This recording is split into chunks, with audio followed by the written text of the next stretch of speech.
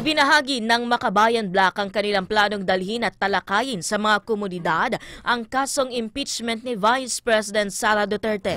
Ayon kay Bayan President Renato Reyes Jr., dapat lamang malaman ng mga tao ang kasong kinakaharap ni Duterte dahil ang buwis nila, aniya, ang ninakaw. Planong ng Makabayan na talakayin ang kaso sa mga paaralan at sa mga simbahan. Dagdag pa ni Reyes, mas mahalaga pa ito sa ngayon dahil sa pagkaantala ng paglilitis ng Senado sa kaso ng Vice Presidente. Kaugnay nito, ilang grupo na rin ang nagsagawa ng signature campaign upang ipanawagan sa Senado na simulan na ang impeachment proceedings.